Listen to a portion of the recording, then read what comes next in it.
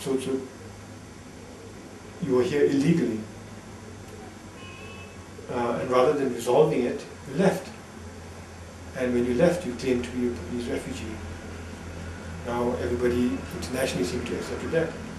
So that was also unfortunate. So GNH or no GNH, I think the first thing is to understand, to accept the realities as they were and as they are. True.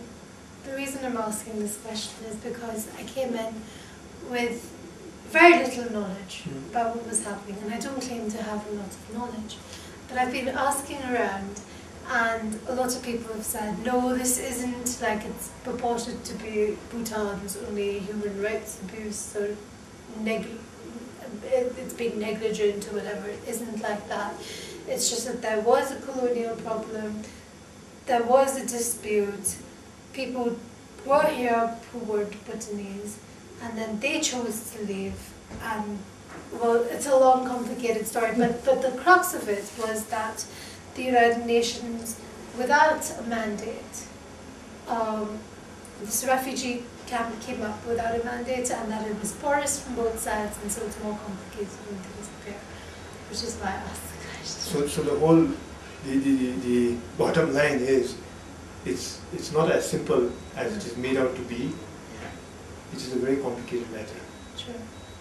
And it's a matter that I think it's very dangerous for people to accept a very simplified version of the situation as the truth internationally, because not many people have the time to read up on it. And let's say it's not their job either. True. And you will believe what you want to believe. Perhaps we have failed. What do you think Bhutan could have done better? I think we've done everything we could. Okay. I think the people who are here, who are Bhutanese, genuine Bhutanese, and who wanted to leave for political reasons, it was not that they were driven out. They wanted to leave. I think the government really tried to encourage them to stay behind.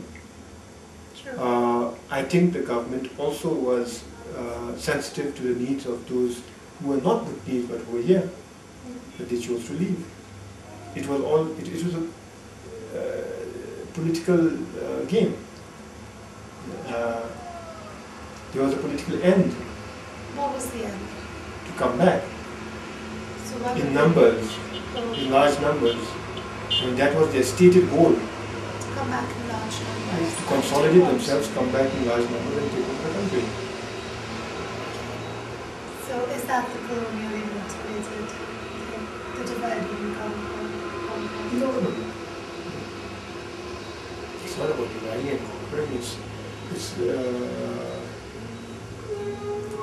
a few Bhutanese of Nepali origin and many non-Bhutanese who were never Bhutanese getting together and wanting to increase their numbers and to increase their influence in Bhutan. So it's also about power. Ultimately, it is. Okay. So I understand that this is a very rich hierarchical society, and an exemplary one at that, where all democratic reform was driven from the top. Although all the Bhutanese I've spoken to all vouch for the incorruptibility of the royal family, and I've seen that for myself, what theoretical safeguards are there to address any possible theoretical abuse of trust? Rule of law. Rule of law, democracy, our constitution, separate judiciary. We're all subject to the law, even the king is subject to the law. I think the king is not the law. The king must resign if he knowingly violates the constitution. Okay, so are there any safeguards that will make him resign if he violates it? Yes. Our constitution is very, very hard on the royal family and on the king. Really? Yeah. How so? It's very clear what they can and cannot do. Okay, so you're talking about safeguards, but I'm trying to say it's already there, it's inbuilt. So I'm going to look into that. Well, I've heard that the monarch will willingly resign at 65. Yes. That the royal family cannot take part in politics. The definition of the royal family also Is very... the king and or queen and their spouses. So if it is a king, we have king. It's a king and a queen and their children. Okay. Past king, queen and their children. It doesn't go beyond that. Okay, so it's 2 generations of monarchs. Okay. And... Not 2 generations, sorry. It's present and past Okay. kings and their queens and their children. Okay. So if you have the present king's great-great-great-grandfather's daughter still alive, still a member of the royal family, but that daughter's son wouldn't be. Okay. So, how does G&H conceptualize the individual? How is it pursued so that the rights of the individual and collective aren't overlooked? Is policy structured in a way that is conscientious, structure itself in incentive structure in such a way that the good of society does not come at the cost of the autonomy of the individual? Again, you need to talk to Center for Bhutan Studies and the G&H Commission. Okay, I'll do that. So, how does the Bhutanese state hold on to practical sovereignty in an era of globalization, despite joining international institutions? Identity. We need to have a clear identity as a nation, as a people. We need to ensure that our economy is strong enough. I keep harping on the economy. It has to be strong enough to provide sufficient jobs for our people. Otherwise, our sovereignty is going to be compromised. True. But ultimately, it's our culture and the economy.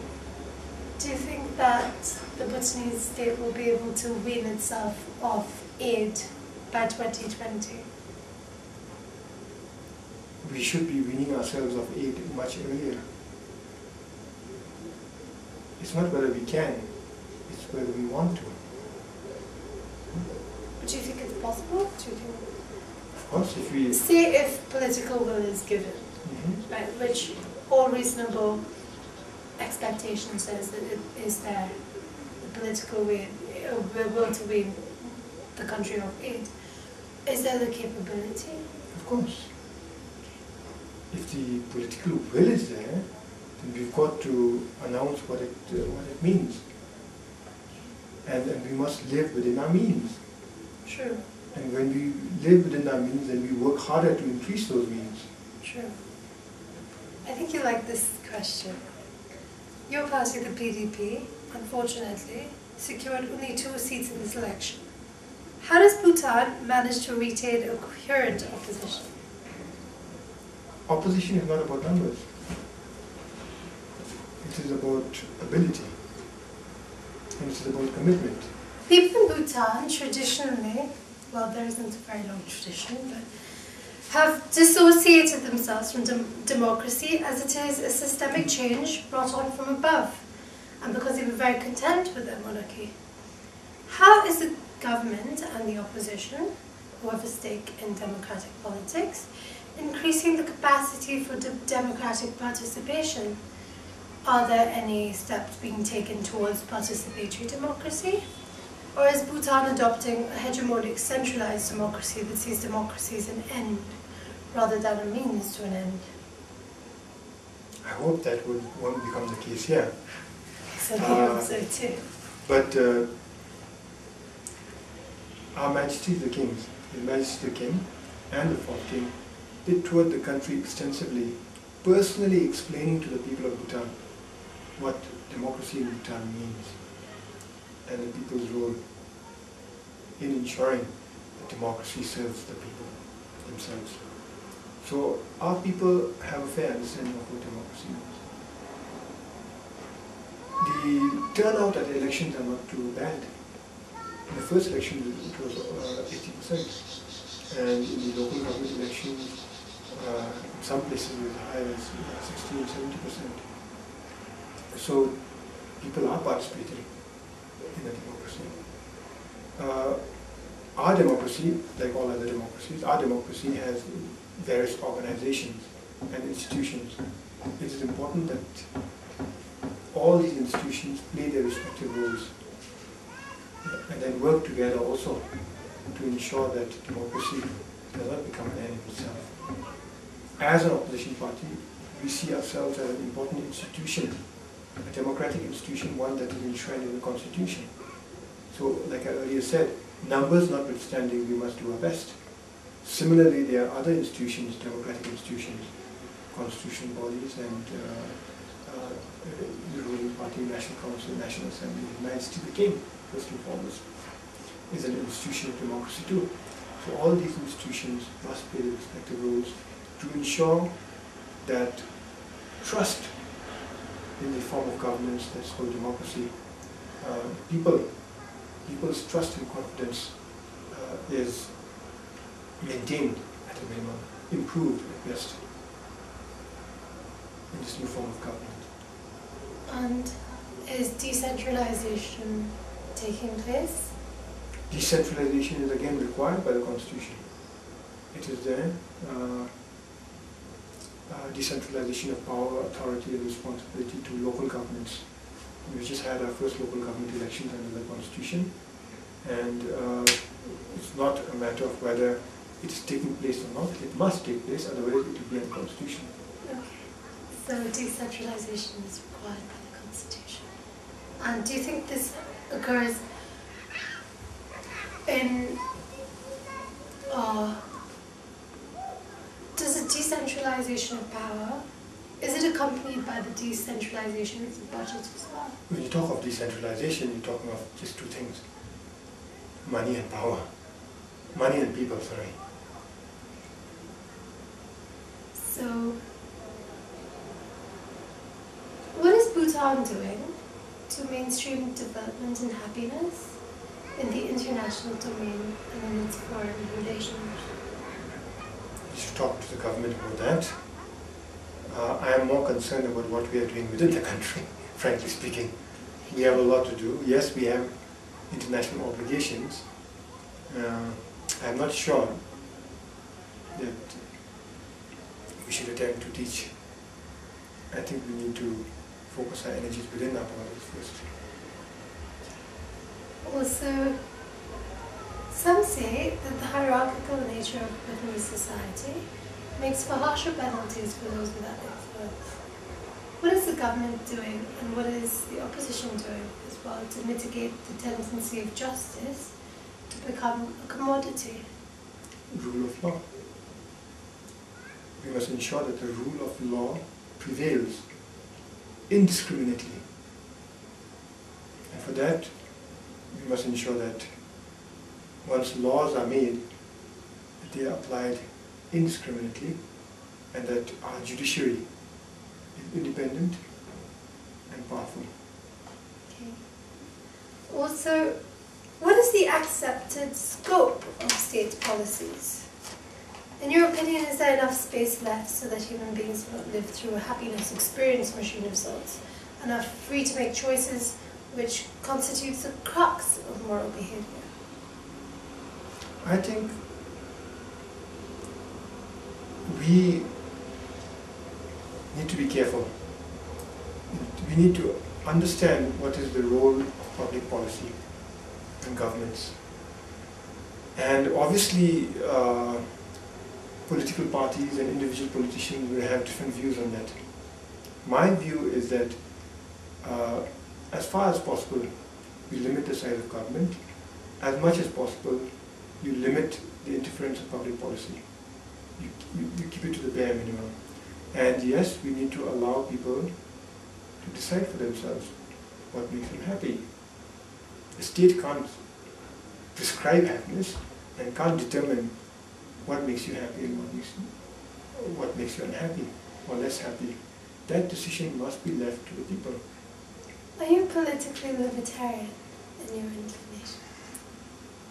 I said earlier, we have the good fortune of not defining ourselves in any point in a linear scale. No, I mean personally. Yes.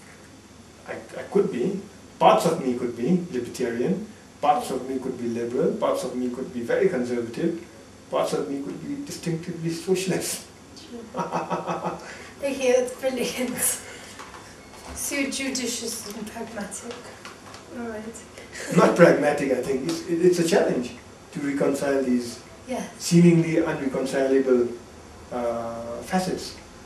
My theory is that GNH, through its rigorous moral application and critical assessment, might be able to reconcile these and tailor them to different situations, which doesn't usually happen.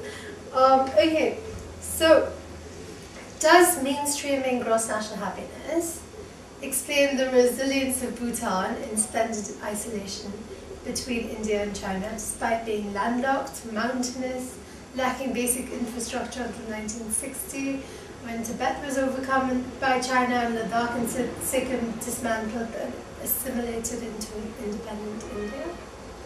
No. What do you think maintained Bhutan's resilience? His Majesty the Fourth King. How? Through his enlightened leadership. And what about it? One of which was GNH. So, our monarchs, we've been blessed with successive monarchs who have been exemplar. True. And